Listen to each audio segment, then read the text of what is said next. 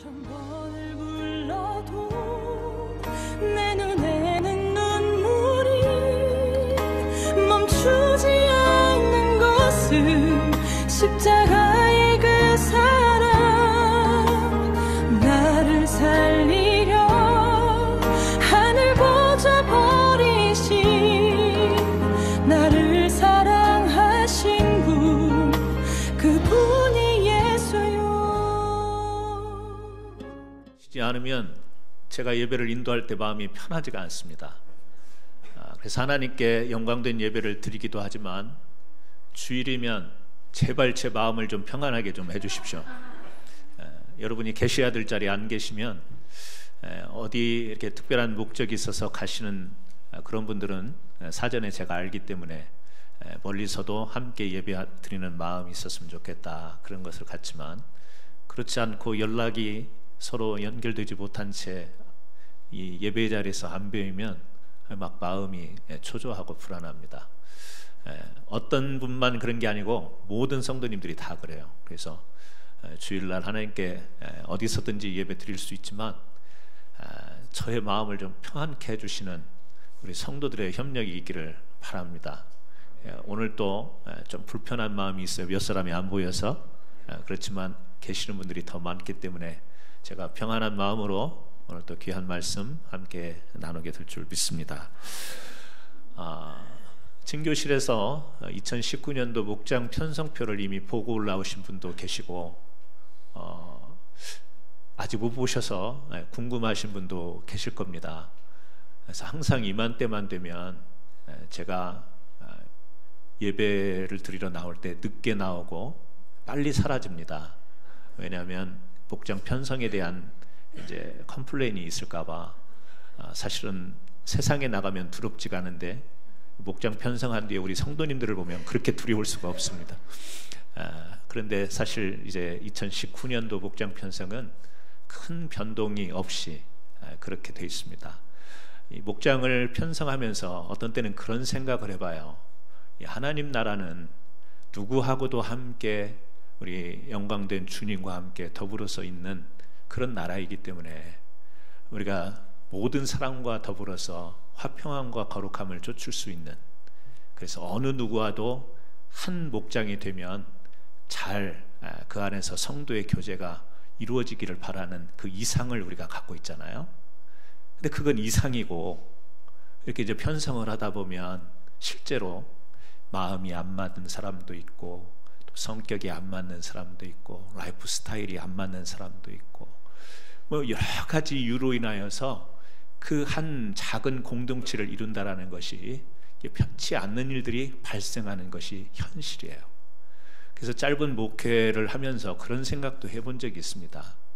너무 이제 구역이 됐던 목장 편성을 할 때 어려우니까 모든 성도님들과 더불어서 우리는 하나님 나라 백성이니까 제비뽑기해서 편성, 그 제비 뽑힌 대로 한번 구역을 목장을 한번 해볼까, 이런 생각도 수도 없이 해봤지만 그럴 때 이제 목회 현장에서 또 실질적인 우리 성도님들과 부딪히면서 이런 공동체 성도의 교제를 하다 보면 그 이상적인 것과 현실적인 것의 괴리감을 우리가 많이 느끼죠. 그래서 하나님, 정말 제비뽑기로는 안 되겠습니까? 그러면 하나님이 어떤 때는 그런 생각을 주시더라고요. 생각해봐라. 축구 선수, 럭비 선수, 또 농구 선수, 배구 선수를 놓고 공 하나 주면 제대로 게임이 되겠냐? 그러니까 축구 선수들끼리 모아줘서 재밌게 플레이하게 하고, 농구 선수들끼리 모아서 재밌게 플레이하게 하는 것이 더 낫겠다. 어느 날은요, 그런 생각을 하나님이 주시더라고요. 이 공 하나 가지고 축구 선수는 발로 차려고 하고, 배구 선수는 스파이크 때리려고 하고, 농구 선수는 슛하려고 하고, 또 풋볼 선수는 가지고 뛰려고 할 것이고, 뭐 이러다 보면 재밌는 플레이가 되지 못하잖아요. 그래서 그 현실과 이상의 차이를 저는 그렇게 해소를 했습니다. 그렇다, 우리 성도님들이 플레이하게 하자. 모여서 마음도 맞고 대화도 좀 되고 또 성격도 맞고 그런 분들끼리 모여서 영적인 플레이를 하게 하는 것이 더 낫겠다, 그런 생각을 했어요. 그러면서도 한 가지 우려스러운 것은 뭐냐면 계속해서 이렇게 마음 맞는 사람들끼리 모이다 보면 교회가 늘 편이 갈라진다라는 단점을 우리가 잘 알고 있지 않습니까? 이 어느 교회는 그런 게 너무 강해서 이제 새로 교회에 오신 분들이 어느 공동체로도 들어가기가 어려운 그래서 그 안에서 소외가 되는 현상들이 발생을 해요. 그런 조금 우려스러운 점은 있긴 해요. 너무 이렇게 우리 공동체, 우리 목장 사람들하고만 1년, 2년, 3년, 4년 보내다 보면 자연스럽게 벽이 생기고 울타리가 형성이 돼서 그 안으로 누구도 들어오지 못하게 하는 그런 벽이 될까봐 우려스러운데, 이제 그것은 목회자의 몫이죠. 그래서 가끔은 연합 플레이를 하도록 좀 그렇게도 해야 될 것 같기도 하고요. 그런 점들을 우리가 충분히 신앙 안에서 믿음의 경력이 있으신 우리 또 어른 성도님들이 그런 점들은 잘 극복하리라 믿습니다.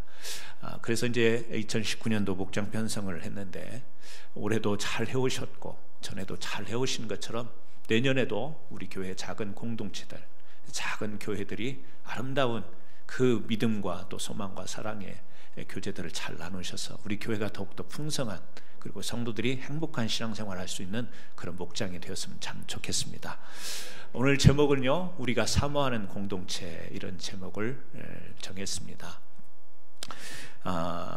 2019년도 목장 편성을 하면서 지금까지 잘 해왔지만 앞으로 더 좋은 우리 교회의 목장 활동이 되려면 어떻게 하는 게 좋을까 잠시 묵상을 해봤습니다.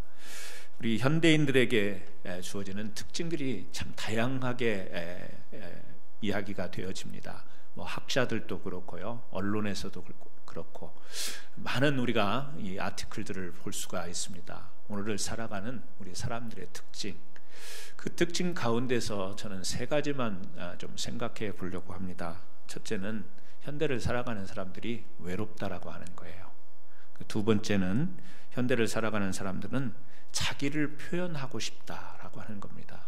그리고 세 번째는 돌봄이 필요한 것이 오늘날 현대인들의 특징이다. 뭐 많은 이론도 있고 학설도 있고 주장도 있고 글들이 있습니다만 저는 그런 내용들을 제가 접할 수 있는 범위 안에서 보다가 이렇게 추려봤습니다. 현대인들은 외롭다. 여러분들은 어떻게 생각하십니까? 외롭다. 뭐 외롭지 않은데 자꾸 외롭다고 규정하는 것도 이상하긴 하지만 이 외로움이라고 하는 것, 우리 가족에서부터 우리는 생각해 볼 수 있겠죠. 옛날에 대가족 중심 아니었습니까? 그러나 지금은 이제는요, 전에 들어보지 못했던 뭐 혼밥족 이런 이야기도 듣습니다. 혼자 밥을 먹는, 그래서 혼자 사는 가구가 굉장히 많이 늘어나는 그런 추세예요. 이 문제를 가만히 들여다보면 이 자본주의 사회가 시작이 되면서 이 자본주의 사회적인 구조가 굉장한 영향을 미쳤다라는 거죠. 자본주의라고 하는 것은 결국에 뭐죠? 이 돈이 중심이 되어지는 사회입니다. 그러니까 자본주의 사회가 이렇게 발달을 하면서 사회 자체가 그런 구조를 요구하는 거죠. 전에 함께 살았던 것보다 이제 부모에서 독립해서 나가서 사는 것이 가정 경제에 훨씬 더 효율적이다. 그래서 자꾸 분가하고 나가는 것이 오히려 돈을 경제적으로 잘 획득하는 그런 것처럼 또 사회 구조가 그런 식으로 자꾸 맞춰 나가다 보니까 같이 사는 것보다는 이제는 뿔뿔이 흩어져서 하는 경제 활동을 하는 것이 이 시대를 잘 사는 사람의 모습인 양 우리가 계속 그런 구조 속에 흐르다 보니까 지금 사회는요, 우리 한국 사회의 출산율이 얼마나 심각한지, 그래서 뉴스 보셨지만 이제 뭐 아동수당이라는 것을 정해서 1살부터 몇 살입니까? 7살입니까? 9살입니까? 막 돈을 준다고 하잖아요. 자식을 안 낳아요. 자식을 안 낳는 이유가 뭐죠? 결국에는 경제적인 부분이 비중이 큰 것이죠. 애들 키우기 힘들다. 네. 그러니까 사람들이 이 시대가 지나가고 발달하고 문명이 발전하지만 자꾸 편리한 행복주의, 편리한 행복주의를 추구하면서 이 돈이 행복을 가져다 주는, 이 돈의 어떤 소모적인 자기 인생을 다 이렇게 힘들게 보내고 싶지 않은 것이죠. 가만히 보면 이런 가족의 해체나 이 사회가 이렇게 변하면서 사람들이 외로움을 이제 부딪히게 되는 그 원인을 가만히 자꾸 들어가다 보면 이 돈이라고 하는 것에 연관이 되더라고요. 돈이면 우리는 행복할 거라고 생각하지 않습니까? 마음껏 우리가 누리고 살 수 있으니까 좋은 수단이 될 수도 있지만 결국에 인간의 가장 근본적인 우리에게 주어진 감성, 외로움이라고 하는 것은 돈이 많아도 찾아오는 것이고, 돈에 의해 형성된 사회 구조 속에서 사람들은 더 심각한 외로움을 경험하게 되는 것이죠. 문명 발달하지 않습니까? 얼마나 발달했습니까? 옛날에 스마트폰 생각도 못하지 않았습니까?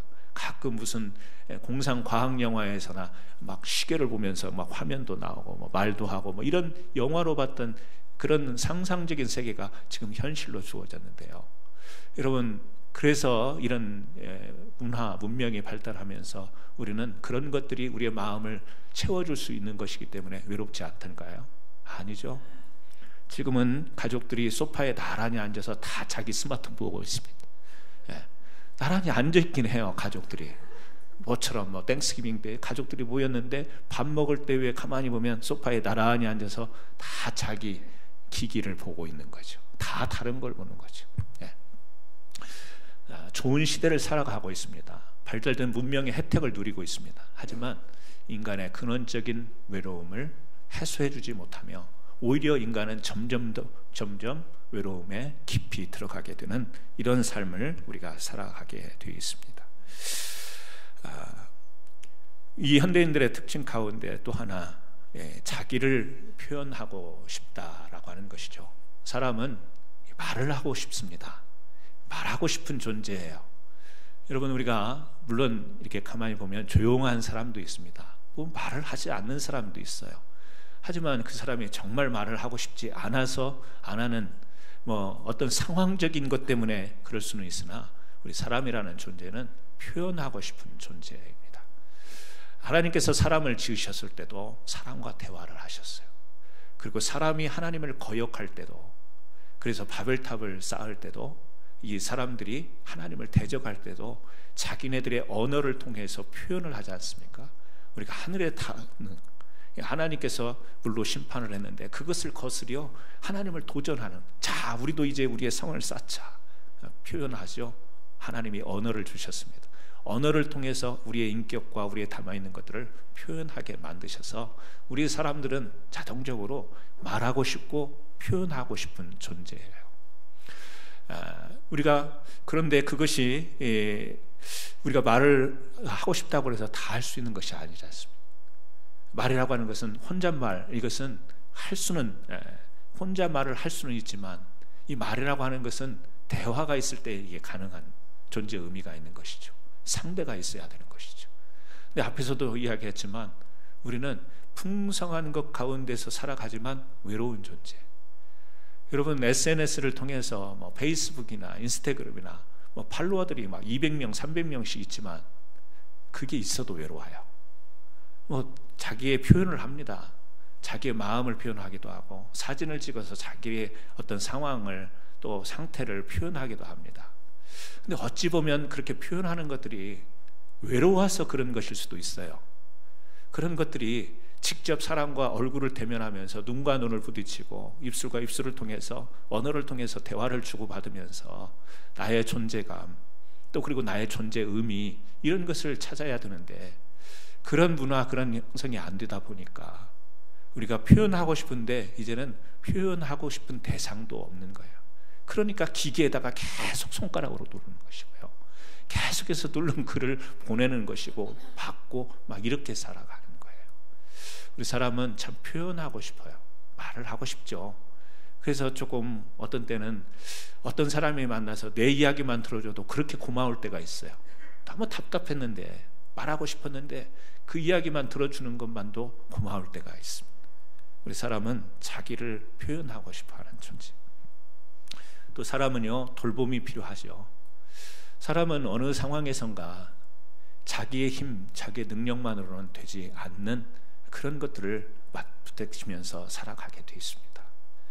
자신의 능력이라고 하는 것은 자신에게는 생각은 무한대인 것 같지만 우리가 직접 세상을 살아가다 보면 이 자신의 능력의 한계를 경험하는 것이 한두 번이 아니죠. 한 가지, 두 가지가 아닌 거예요. 그래서 우리는 누군가에게 때로는 돌봄이 필요합니다. 도움이 필요하죠. 또 내가 누군가에게는 도움이 되어주는 이 존재가 되어주면서 우리 사람이라고 하는 이 존재의 의미를 더 깊이 느낄 수가 있는 거예요. 오늘 살아가는 우리 사람들 외롭습니다. 너무 외롭습니다. 문명이 발달하고 가족이 있는 것 같고, 그럼에도 불구하고 이 자본주의, 돈이라고 하는 중심의 사회를 살아가다 보면 경쟁을 할 수밖에 없는 거죠. 경쟁을 할 수밖에 없는데, 나이가 들고 어느 때가 되면 그 경쟁력에서 자꾸 내가 경쟁력이 약해지고, 그 또 내가 원하는 만큼 이루지 못하면 사람이 위축되고, 거기에서 소외가 되고, 거기에서 굉장한 외로움을 느끼게 되겠는 거예요. 그러니까 이런 자본주의, 경쟁 위주의 사회, 돈 중심의 사회에서는 아무리 외롭지 않다고 외쳐도 자연적으로 외로움 가운데 갇히게 되는 존재. 그래서 자기를 표현하고 싶지만 자신의 표현이 되지 않는, 누구하고 이야기하고 싶지만 이야기도 안 되는 그런 사회를 살아가요. 그러면서 우리는 뭔가 이 도움이 필요한데 그 도움마저 쉽지가 않습니다. 결국에 우리 사람이 외롭고 자기를 표현하고 돌봄이 필요한 것은, 사람은 어떤 존재냐, 이 관계 중심으로 살아가는 이 존재인 것을 우리는 성경적으로도 그렇고 사회적으로도 또 문화적으로도 우리는 그렇게 이해를 합니다. 관계. 그래서 우리는 관계를 잘할 때 조금 더 나은 삶의 질을 유지할 수 있는 거예요. 그래서 우리가 이 외로움도 극복하고 자기를 좀 표현하고 돌봄이 이루어지는 그런 삶을 살아가려고 하지만, 그것을 모르는 건 아니지만 이 쉬운 게 아니에요. 여러분, 혼자는 외롭지만 함께는 두렵다라는 말 들어보셨어요? 혼자는 외로운데, 사람들이 그래서 외로워서 사람들이 있는 곳에 갔는데 함께 하다 보니까 사람이 무서운 거예요. 두려운 거예요. 외로워서 좀 집단에 들어갔는데, 외로워서 좀 모인 자리에 갔는데, 우리 거기에 사람들이 있는 데 갔더니 더 상처되고 더 어떤 마음이 괴로운 일들이 생각하는 거. 또 자기를 표현한다고 이렇게 SNS에서 글을 올렸는데, 저는 유명인이 아니니까 그런 일은 절대 없더라고요. 막 비난의 글을 올리고요, 비판하고 니 잘났다 이러면서 글 하나 올렸더니 막 비난하고 비판하고. 표현도 쉽지 않은 시대입니다. 내가 내 계정을 통해서 표현했는데 거기에요 막 알지도 못하는 사람들이 벌떼처럼 올려와가지고 비난하는 거예요. 표현도 마음대로 못하는 거예요. 돌봄이라는 것이 서로에게 필요한 것이지만, 그 돌봄 속에 들어가서 누군가의 도움을 받고 싶은데 때로는 그 돌봄에 문제가 생기죠. 차별이 있기도 하고요, 또 거기에서 일방적이기도 하고 자존심이 상해요. 도움을 받으면서 자존심 상할 때가 있습니다. 도움을 받으면서 필요하긴 한데 거기에서 어떤 차별을 느끼기도 합니다. 내가 돌봐주려고 했는데 저 사람이 오해를 해서 도와주고 욕먹는 경우도 있습니다. 쉽지가 않는 거예요. 돌봄이라는 것도 생각처럼 좀 외로움을 극복하고 자기 표현도 하고 또 이렇게 돌봄 속에서 서로 살아가면 참 행복한 삶을 살아갈 텐데, 외로움을 느끼지만 표현도 하고 싶지만 돌봄도 필요하지만 그것마저도 마음대로 하기가 어려운 그런 시대를 우리가 살아가고 있어요.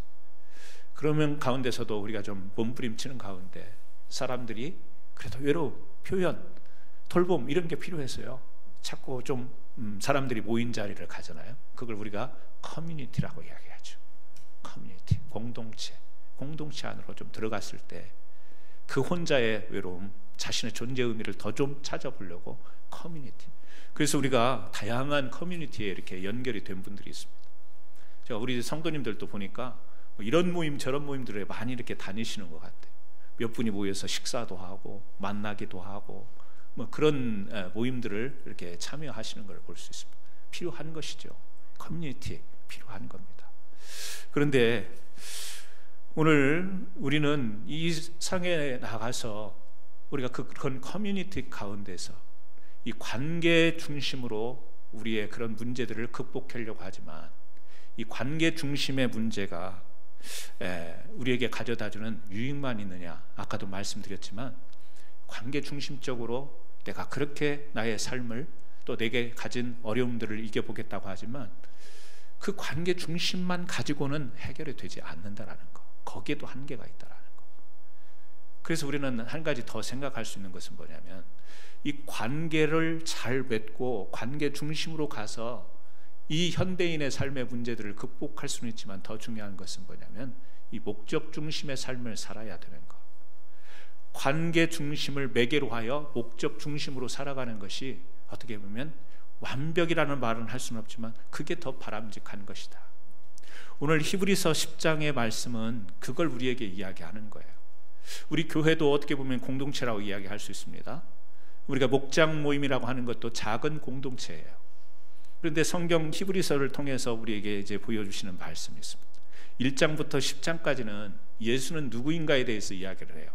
제사장보다 더 우월한 자, 선지자보다 더 우월한 자, 율법보다 더 우월한 자가 예수 그리스도다. 이것을요 1장부터 쭉 9장까지 설명을 합니다.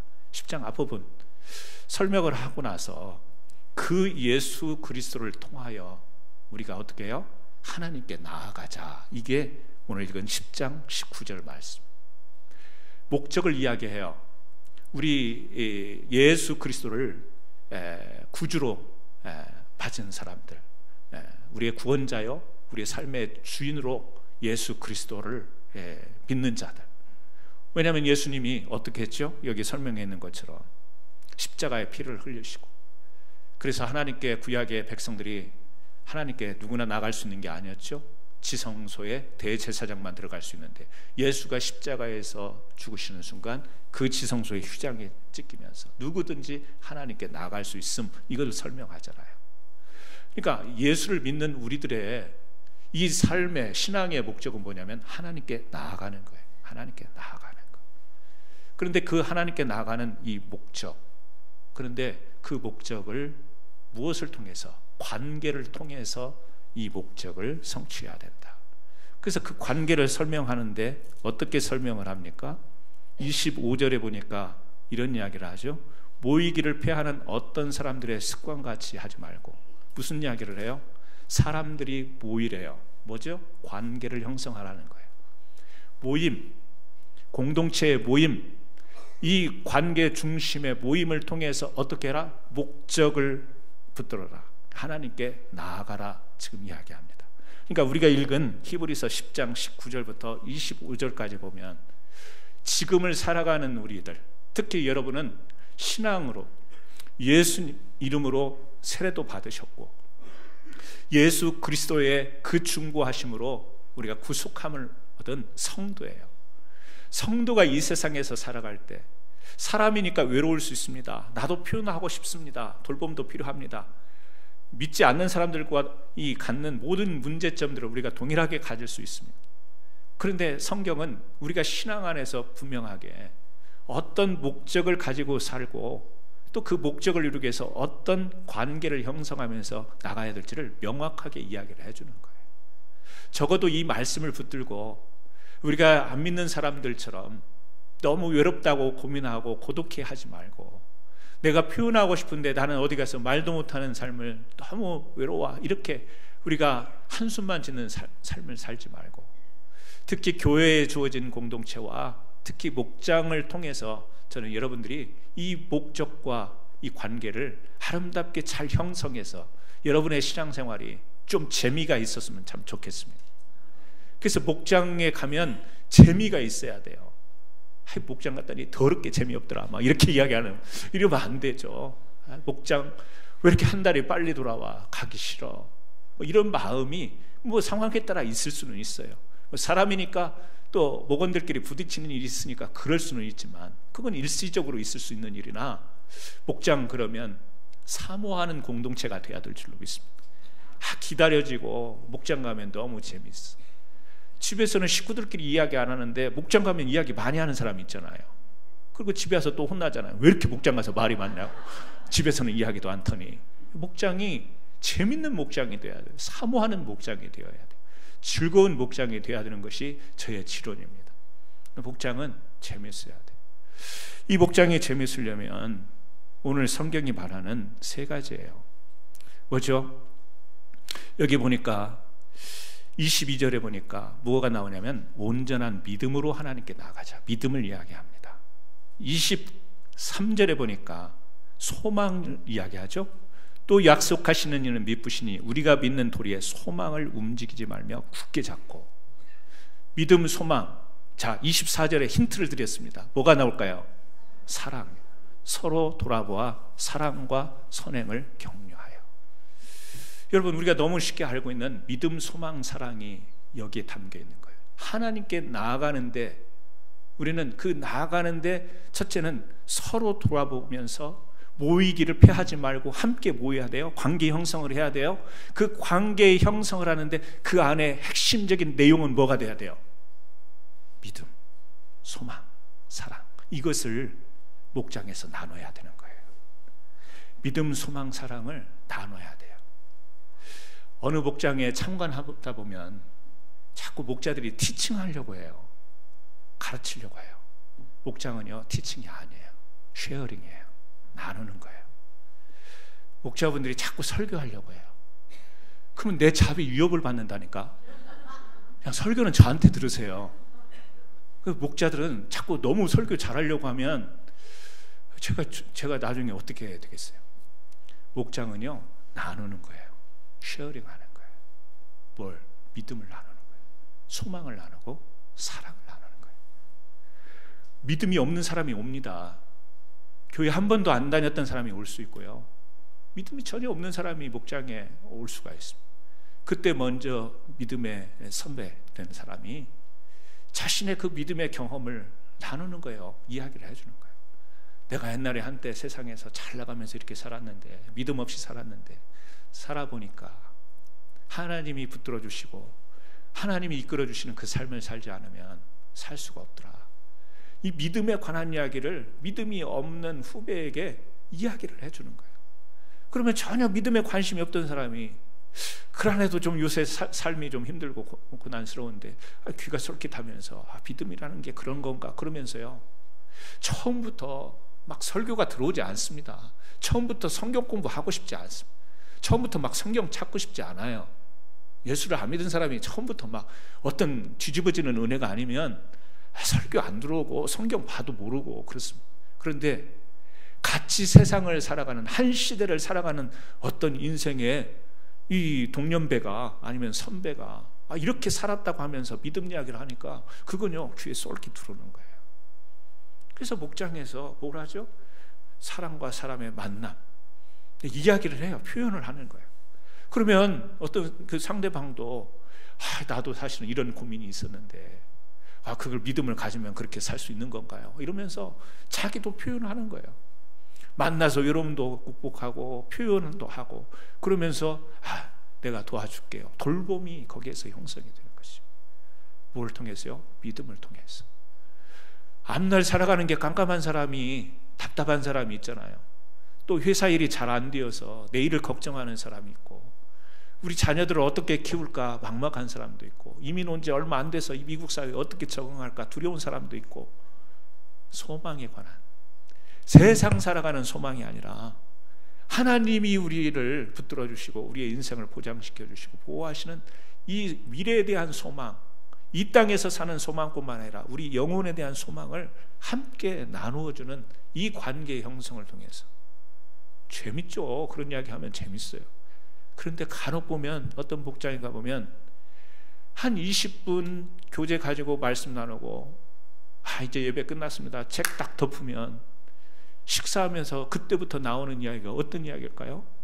믿음에 관한 이야기를 들어볼 수가 없고 소망, 돌봄의 이야기가 아니라 막 세상의 다른 이야기들로 인해서 나중에 이 자리에서 2시간 목장 참석하고 일어났는데 나올 때는 공허하게 해서 그때는 막 같이 이야기하니까 재밌었던 것 같지만 아무것도 머리와 마음과 가슴 속에 남은 것이 없는 공허한 그런, 그것은요 일반 사회 커뮤니티에서도 할 수 있는 일이 아닐까요?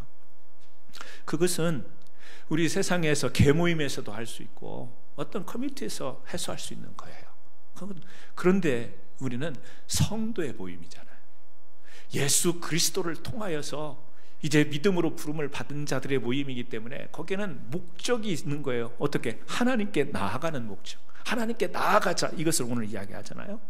그러니까 하나님께 나아가기 위하여, 하지만 외로운 세상 가운데서 외롭죠. 믿음을 지키는 것도 어렵고 세상 사는 것도 어렵고. 그러니까 그런 것을 믿음 안에서 하나님께 나아가는 그런 내용으로 우리가 교제를 이룰 때, 그래서 여러분 인생 신앙생활 하면서 그런 사람 한두 분씩 있을 거예요. 내가 교회에서 만났든지 어디에서 만났든지 내게 믿음의 선한 영향력을 미쳤던 사람, 뭐 옛날에 구역에서 우리 구역장, 우리 목자, 참 우리를 그렇게 정성스럽게 사랑해주고 돌봐주고 기도해주고 믿음의 권명과 격려와 용기를 줬던 그 사람, 지금은 멀리 떨어져 있지만 이 평생 잊혀지지 않는 그 믿음의 사람, 그런 분들이 아마 여러분 주위에도 있을 거라고 생각이 되어져. 어떻게 해요? 참 그분 내게 있어서 신앙적으로 너무너무 도움을 많이 줬던 분이야. 잊을 수가 없어. 여러분 가끔 보면 그런 사람들이 있어요. 어느 목사님은 그 표현을 이렇게 이야기하더라고요. 섭리적 관계. 하나님이 섭리적으로 그 사람을 만나게 해주셔서 내 믿음과 신앙을 일깨워줬던, 어떻게 저런 사람을 내가 만날 수 있었을까? 섭리적 만남, 섭리적 관계라고 그런 표현을 쓰는데요, 뭐 신학적인 용어는 아니지만 이해가 되어져요. 아주 공감이 되어져요. 저와 여러분들이 섭리적 관계인 줄로 믿습니다. 어떻게 캔사스 한인 장로에서 저런 목사님을 만날 수 있을까? 네, 아멘 해야지. 어떻게 내가 그 수많은 성도들이 있고 수많은 교회가 있는데 이렇게 캔사스 한인 장로의 귀한 성도들을 목사로서 섬길 수 있는가? 섭리적인 그 만남이다, 이렇게 생각을 해야 되는 거죠. 세상에 그렇게 많은 교회가 있는데 이렇게 지긋지긋하게 이런 만남을 하나님이 여기로 보내셔서, 이러면 재미가 있겠어요? 그 재미가 없죠. 목장에서 그런 만남이 이루어지기를 주의 이름으로 축원합니다. 우리 목자, 부목자님들, 아니 꼭 어떤 리더만이 아니라 목장에 어느 성도님이 오면 섭리적 만남, 섭리적 관계. 어떻게 해요? 세상의 커뮤니티에서 할 수 있는 그런 일이 아니라 믿음의 격려와 동료와 소망을 품어주고요, 또 독려를 해주고 또 돌보아주고. 이 세상에서는 돌보고 나서 도와주고 막 흉보는 사람도 많아요. 막 처음에는 도와준다고 해서 너무 감사하고 좋았는데 나중에 그걸 막 흉보고 다니더라. 내 도움 받은 사람이라고. 저 사람 내 도움 받은 사람. 네, 막 그런 사람도 있어요. 그런데 허물 없이 흉 없이 정말 돌보아주고 돌볼 수 있는 그런 돈독한 관계. 그래서 이 사람은 하나님이 나에게 붙여준 사람이다. 하나님이 이 목장을 통해서, 이 교회와 이 목장을 통해서 나를 만나게 해준 섭리적 관계다라고 이 마음속에 품을 수 있는 그런 목원들이 되었으면 참 좋겠습니다. 여러분, 우리가 사모하는 공동체 누가 만들어주지 않습니다. 목회자가 캠페인에서 이렇게 하십시오라고 할 수 있는 게 아닙니다. 여러분들이 하나님께 부름을 받은 자들이에요. 예수님이 십자가에서 여러분을 위해서 피를 흘리셨고 휘장을 찍으셔서 우리를 하나님께로 나아갈 수 있도록 우리를 부르셨어요. 얼마나 여러분들이 귀한 존재인지, 여러분들이 얼마나 거룩한 존재인지 몰라요. 하지만 인생이라고 하는 육신의 삶을 살다 보니까 세상에서 외로움도 경험하고 세상에서 어떻게 해야 될지 모르는, 또 세상에서 어떻게 내 자신의 존재를 드러내야 될지를 모르는 어려움에 처할 때가 있죠. 그런데 교회에 와서, 공동체에 와서 그것이 회복되어지기를 바라요. 그래서 여러분의 삶이 적어도 예수 믿는 사람이 재밌는 삶을 살고 활기 넘치는 삶을 살고 힘 있는 삶을 살기를 원하는 거예요. 예수 믿는 것이 어떠냐? 재밌어. 너도 믿어봐. 이렇게 돼야 되죠. 예수 믿는 것이 어떠냐? 야, 나중에 믿어. 이러면 안 되잖아요. 세상에서 실컷 놀다가 나중에 믿어. 이렇게 이야기하면 안 되는 거잖아요. 신앙은 현재잖아요.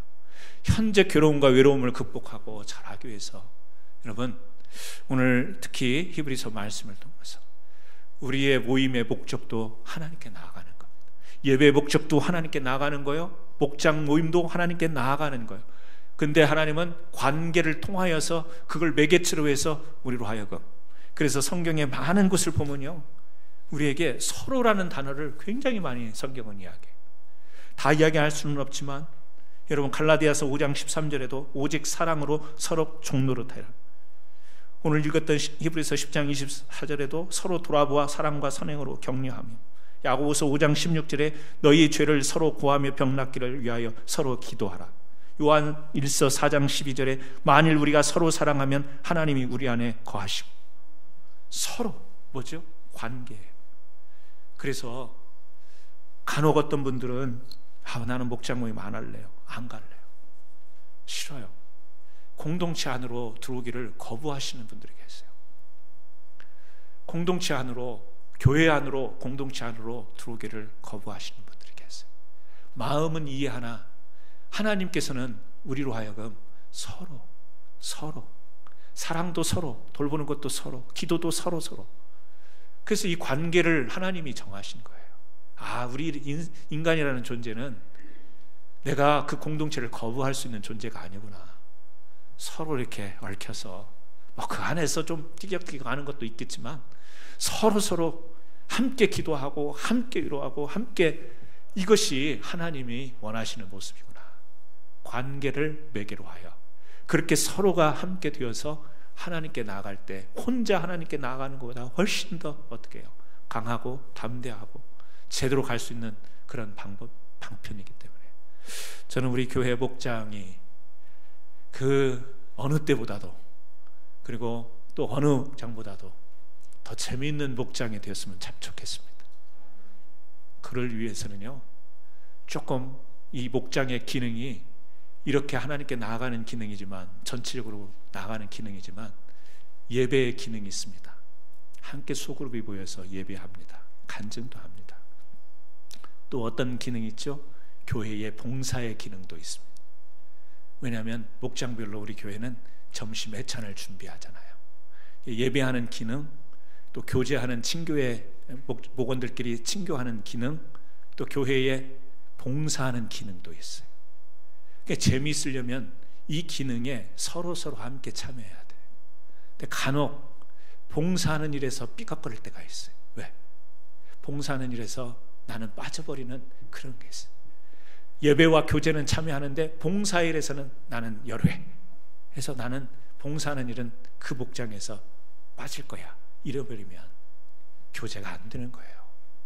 예배는 드리지만 그 마음속에 하나님께 참된 서로 함께하는 관계를 매개체로 해서 하나님께 나가야 되는데 그 관계가 형성이 안 되는 거예요. 왜?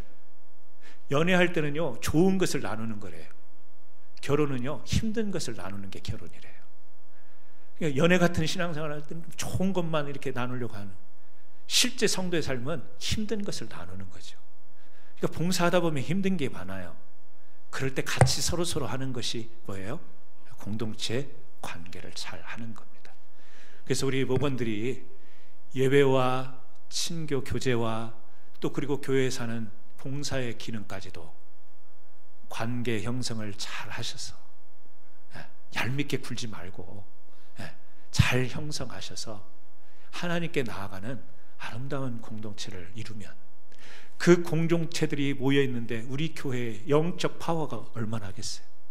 8개 목장이고요. 우리 청년부는 여류하고 8개 목장인데, 이 8개 목장에서 이런 영적인 파워가 일어나면 우리 교회가 어떤 교회가 되겠어요? 저는 이 공동체를 사모합니다. 저는 이 공동체를 우리 성도님들이 사모하기를 예수님의 이름으로 축원합니다. 2019년도 목장은 하여튼 곳곳에서 재밌다고 하는 이야기가 넘쳐나기를 바라요. 곳곳에서 이렇게 설교했는데 오늘 예배 끝나고 목사님 목장 바꿔주세요 하는 사람 없겠죠? 진짜 눈치 없는 사람이에요. 진짜 눈치 없어요. 믿음이 없는 게 아니라 눈치 없어요.